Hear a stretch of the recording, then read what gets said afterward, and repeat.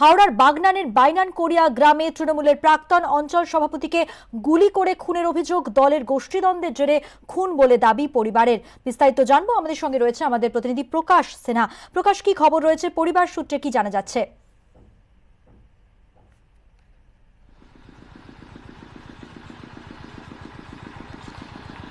দেখো তো, প্রথমেই তোমাকে দেখিয়ে দেবো সেই জায়গায় যেই জায়গায় খুন করা হয়েছে। তুমি দেখতে পাচ্ছ ঘিরে দেওয়া হয়েছে এই জায়গায়, বাগনানের বানিয়ানের কোরিয়া গ্রামের ঠিক এই জায়গা। সন্দীপনকে বলবো ছবি দেখাতে।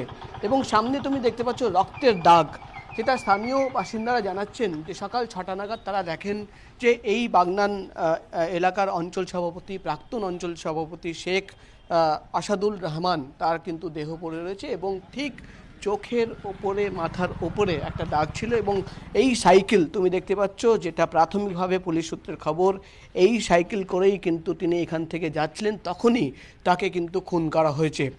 বাগনান থানার আধিকারিকরা ইতিমধ্যেই তদন্ত শুরু করেছেন। প্রাথমিকভাবে পুলিশের তরফে যেটা জানানো হচ্ছে যে ময়নাতদন্ত রিপোর্টের পরেই কিন্তু জানা যাবে যে সঠিক কারণ কি খুনের। কিন্তু যেটা প্রাথমিকভাবে ওপর থেকে দেখা যাচ্ছে যে ঠিক চোখের ওপরে এই জায়গায় মাথায় কিন্তু একটা দাগ রয়েছে, যেটা ওপর থেকে দেখে বোঝা যাচ্ছে যে গুলি করে খুন করা হয়েছে। স্থানীয়দের সঙ্গে আমরা কথা বলবো।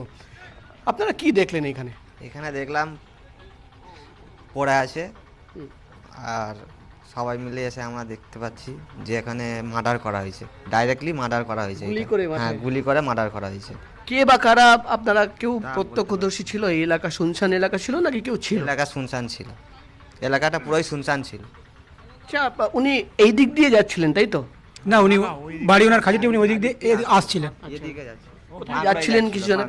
যতটা সম্ভব ওনার বাঁকুড়ায় একটা ওনার আত্মীয় আছে এবং উনি ওখানে একটা কোনো ইমামতি করেন, তো ওখানেই যাচ্ছিলেন, মানে এটাই ধারণা হতে পারে। স্থানীয়রা যেটা জানাচ্ছেন যে তিনি বাড়ি থেকে, একবার তোমাকে রাস্তা দেখাবো, সামনে থেকে যে রাস্তা আসছে এই রাস্তা দিয়ে কিন্তু সোজা তিনি এই সাইকেল করেই তিনি যাচ্ছিলেন, তখনই কিন্তু তাকে খুন করা হয়।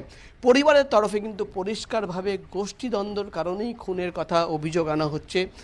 স্ত্রী বা ভাইয়ের অভিযোগ যে 3 মাস আগেই তাকে কিন্তু অঞ্চল সভাপতিকে থেকে সরানো হয়েছিল এবং তারপর থেকে কিন্তু বারবার তাকে হুমকি দেওয়া হতো, তাকে ফোনে কিন্তু হুমকি দেওয়া হতো বলেই অভিযোগ আনছেন পরিবারের সদস্যরা।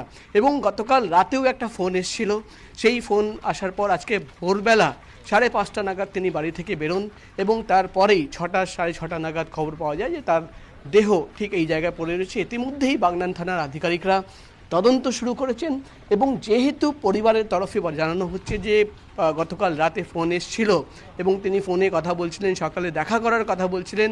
গতকাল রাতে কার ফোন এসেছিল, মোবাইল ফোনের টাওয়ার লোকেশন এবং মোবাইল ফোনের কল রেকর্ড খতিয়ে দেখা হচ্ছে। কিন্তু সব মিলে কিন্তু পরিবারের তরফে যেটা অভিযোগ আনা হচ্ছে যে গোষ্ঠীদ্বন্দ্বের কারণেই কিন্তু তাকে খুন করা হয়েছে। 3 মাস আগে তাকে অঞ্চল সভাপতি থেকে সরানো হয়েছিল এবং তারপর থেকেই তাকে বারবার হুমকি দেওয়া হতো। পুলিশের আধিকারিকরা কিন্তু এখন খোঁজ করবেন যে কারা ফোন করে হুমকি দিত এবং এই খুনের ঘটনার পেছনে কারা রয়েছে। মধুবন্তী।